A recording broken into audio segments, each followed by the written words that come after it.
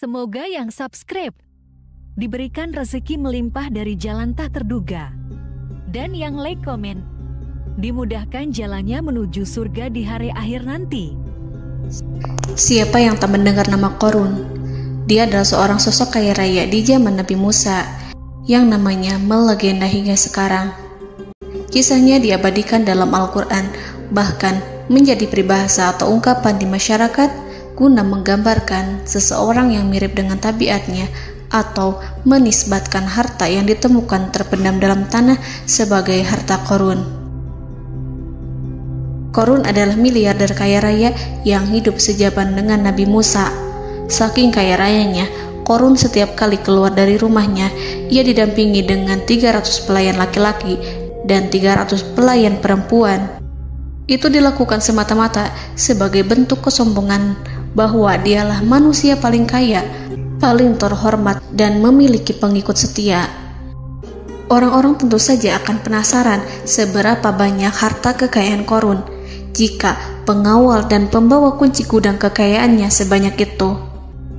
Lalu berapa banyakkah harta yang dimiliki Qorun yang disimpan di dalam gudangnya tersebut?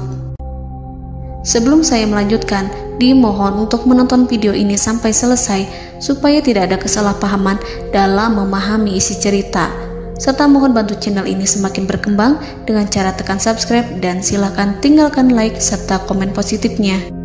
Semoga dukungan pemirsa Risalah Kehidupan bernilai pahala dan menjadi wasilah dimudahkannya segala urusan pemirsa sekalian.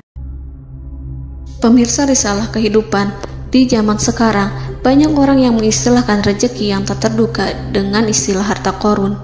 Lalu, dari manakah sumber harta kekayaan Qorun yang sangat luar biasa itu? Serta di manakah Qorun dan hartanya ditenggelamkan? Siapakah Qorun dan bagaimana kisahnya dengan Nabi Musa? Qorun merupakan kaum Nabi Musa alaihi salam. Disebutkan oleh Ibnu Jurayj, nama lengkap Qorun adalah Qorun ibnu Yashar, ibnu Qahis, ibnu Lawi, ibnu Yakub. Ia merupakan putra paman atau sepupu Nabi Musa alaihi salam. Pasalnya, Nabi Musa alaihi salam sendiri adalah putra Imran, sedangkan Imran adalah putra Qahis. Dengan kata lain, Qorun masih satu kakek dengan Nabi Musa alaihi salam, yakni kakek Qahis. Ia adalah umat Nabi Musa yang taat. Tidak hanya memiliki banyak harta, Qorun juga termasuk orang yang cerdas dan berilmu. Ia menguasai ilmu duniawi dan ilmu ukhrawi, dan tercatat bahwa Qorun adalah ahli di bidang kimia. Dirinya tercatat sebagai ahli kitab Taurat setelah Nabi Musa. Kepandaian Qorun dalam ilmu agama membuat dirinya sering disebut dengan ilmu nawir, atau orang yang memberi cahaya dan penerangan. Suaranya terkenal merdu dalam membaca kitab Taurat. Selain itu, Qorun juga lihai dalam berbisnis. Ia mengetahui trik investasi yang menguntungkan, serta jalur perdagangan internasional yang strategis di zamannya. Kekayaan Qorun begitu banyak, sebagaimana tercatat dalam surat Al-Qasas ayat 76. Sesungguhnya Qorun termasuk kaum Musa, tetapi dia berlaku aniaya terhadap mereka. Kami menganugerahkan kepadanya perbendaharaan harta yang kunci-kuncinya sungguh berat dipikul oleh sejumlah orang-orang yang kuat. Dalam riwayat Kaisamah disebutkan, kunci gudang kekayaan Qorun dibutuhkan 60 bigol atau sejenis kuda kecil.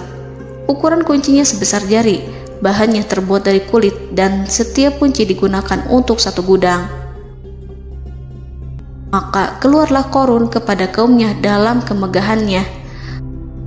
Para ulama tafsir menjelaskan, Qorun keluar dengan mewah diiringi dengan 300 gadis berbaju merah dan 4.000 kendaraan kuda. Tak heran, iring-iringan Qorun itu mengundang decak kagum mereka yang gandrung terhadap harta kekayaan, sebagaimana yang terekam dalam ayat Al-Quran. Moga-moga kiranya kita mempunyai seperti apa yang telah diberikan kepada Qorun. Sesungguhnya ia benar-benar mempunyai keberuntungan yang besar. Quran Surat Al-Qasas ayat 79. Namun tak sedikit kaumnya yang mengingatkan. Ingatlah ketika kaumnya berkata kepadanya, "Janganlah engkau terlalu bangga, sesungguhnya Allah tidak menyukai orang-orang yang terlalu membanggakan diri," atau farihin. Ulama menafsirkan istilah farihin di sana juga berarti takabur, zolim, berbuat kerusakan, arogan, dan tak mau bersyukur terhadap nikmat. Mengenai dari mana asal-usul kekayaan Qorun, ada beberapa riwayat yang memberitahukan tentang asal-usul kekayaan Qorun. Sumber pertama menyebutkan bahwa jauh sebelum memiliki kekayaan, Qorun hanyalah seorang lelaki miskin yang tidak mampu menafkahi keluarganya. Anaknya sangat banyak. Lalu suatu ketika Qorun datang kepada Nabi Musa. Ia meminta Nabi Musa alaihissalam untuk mendoakannya agar Allah memberikan harta benda yang banyak. Qorun juga meminta Nabi Musa mengajarinya ilmu kimia dan ilmu-ilmu kehidupan lainnya. Qorun dikenal sebagai orang yang soleh dan mengikuti ajaran Ibrahim dengan baik, sehingga tanpa pikir panjang Nabi Musa alaihissalam menyetujui permintaannya. Allah Subhanahu wa Ta'ala mengabulkan doa Nabi Musa. Qorun diberikan kecerdasan luar biasa dan menguasai ilmu yang telah diajarkan kepadanya. Qorun menguasai teori dan praktik pembuatan emas permata dan beragam perhiasan mewah lainnya. Ia juga pakar dalam ilmu arsitektur, rancangan bangunan, penataan kota, dan lain sebagainya. Tidak lama setelah itu, hidupnya berubah. Qorun pun hidup dengan bergelimbang harta.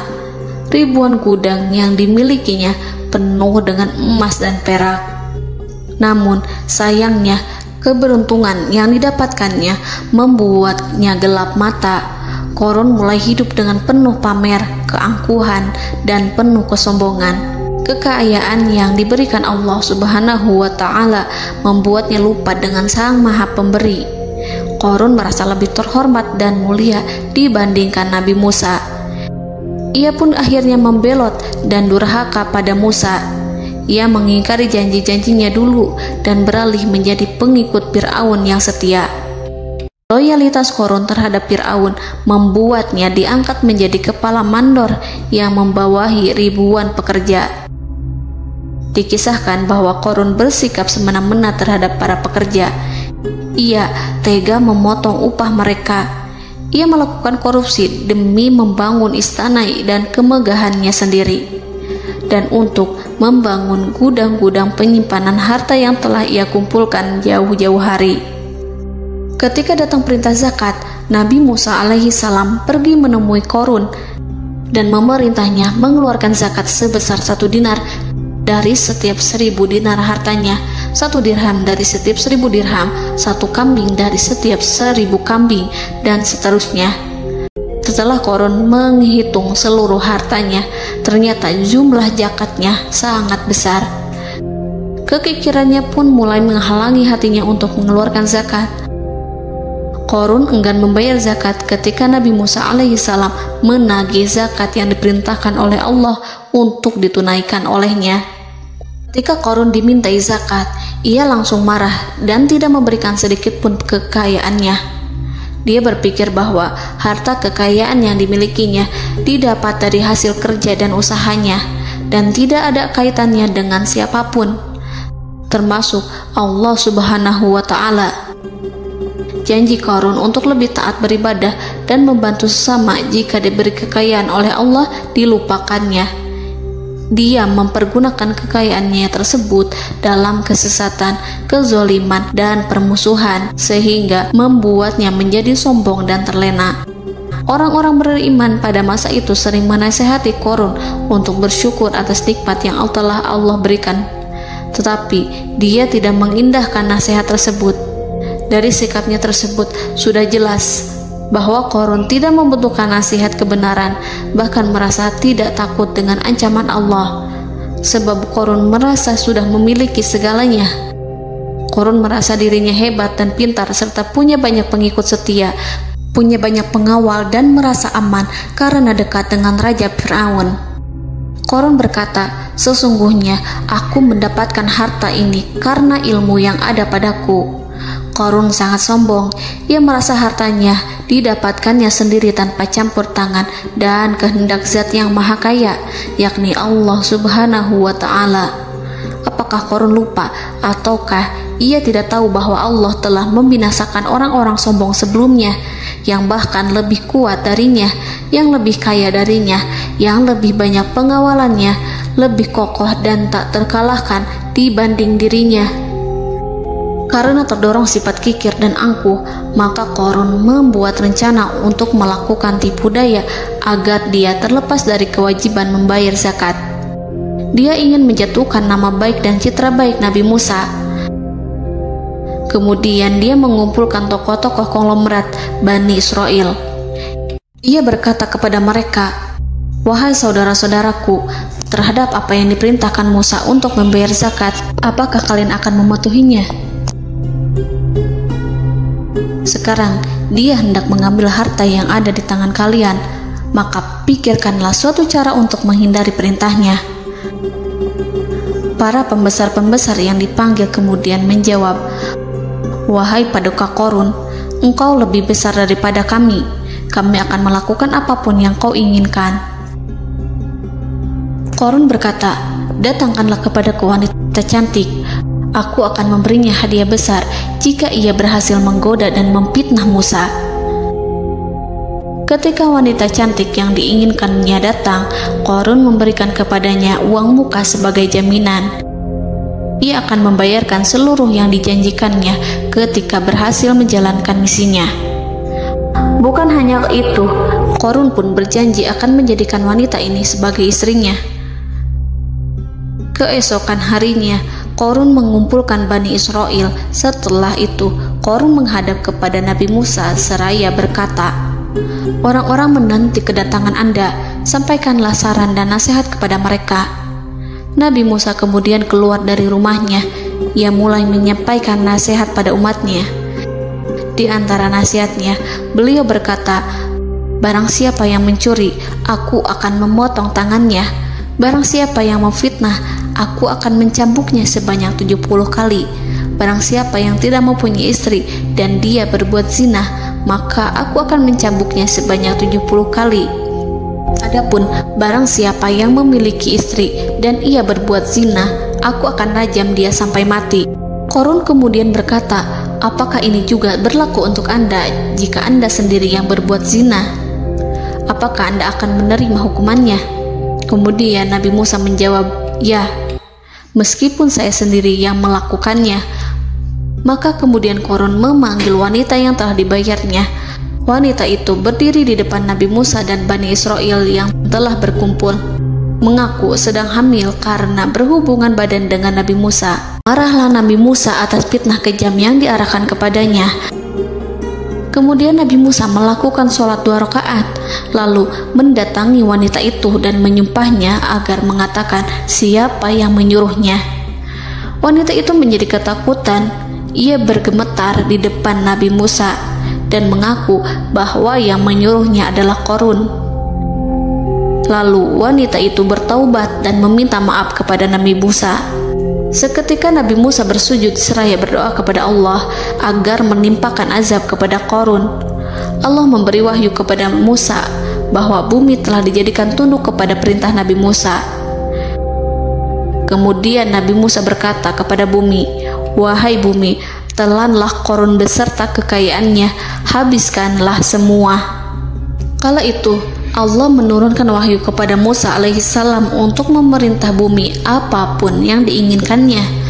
Begitu Nabi Musa alaihissalam datang dengan wajah sangat marah, barulah Korun merajuk, "Wahai Musa, sayangilah aku." Sementara Nabi Musa alaihissalam tak bergeming. Beliau lantas berkata pada bumi, "Wahai bumi, ambillah mereka." Seketika rumah Korun mulai bergetar. Korun dan antek-anteknya mulai dibenamkan hingga bagian lututnya. Rumahnya ikut turun sedalam lutut. Korun kembali merajuk, "Sayangilah aku Musa." Rumahnya kembali berguncang. Kini Korun dan kawan-kawannya kembali terbenam hingga pusar. demikian pula rumahnya. Korun terus merajuk, "Wahai Musa, sayangilah aku." Sementara Nabi Musa alaihissalam kembali meminta bumi, "Wahai bumi, ambillah mereka." Rumah Korun berguncang lagi, sementara Korun dan kawan-kawannya terus terbenam hingga bagian tenggorokannya. Demikian pula rumahnya.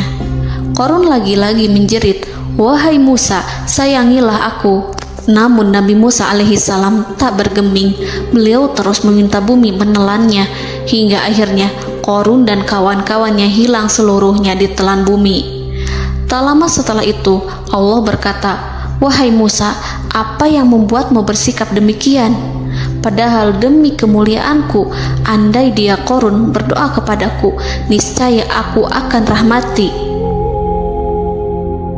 Maka kami benamkan dia beserta rumahnya ke dalam bumi, maka tidak ada baginya satu golongan pun yang akan menolongnya selain Allah, dan dia tidak termasuk orang-orang yang dapat membela diri." Quran Surat Al-Qasas ayat 81. Lalu di manakah lokasi ditenggelamkannya Korun beserta harta bendanya? Konon berdasarkan kepercayaan beberapa masyarakat setempat, Korun ditenggelamkan di sekitar sungai atau danau Moris yang terkenal di kota Payom, negara Mesir. Korun konon mendirikan istana dan di tempat itu pula ia ditenggelamkan. Dahulu, Korun berkeinginan membangun sebuah istana, namun tidak diizinkan oleh Fir'aun jika istana itu dibangun di samping istana Fir'aun. Terlebih, Korun juga tidak ingin membangun istana di tengah pemukiman Bani Israel yang terletak di tanah Jasan. Fir'aun pun memberikan tanah di wilayah Fayom. Kemudian di tepi sungai Payom inilah Korun membangun istananya yang megah, dan di dalamnya ia membangun Al-Khunuj, gudang penyimpanan harta berisi emas dan perak. Salah satu bukti arkeologis yang dapat dijumpai di lokasi tersebut adalah runtuhan bangunan yang diduga sebagai tempat tinggal Korun yang berjarak sekitar 2 km dari Danau Korun. Menurut beberapa sumber, bangunan yang masih berdiri kokoh tersebut adalah benteng yang dibangun oleh Korun. Namun ada juga yang mengatakan bahwa bangunan tersebut adalah tempat tinggalnya.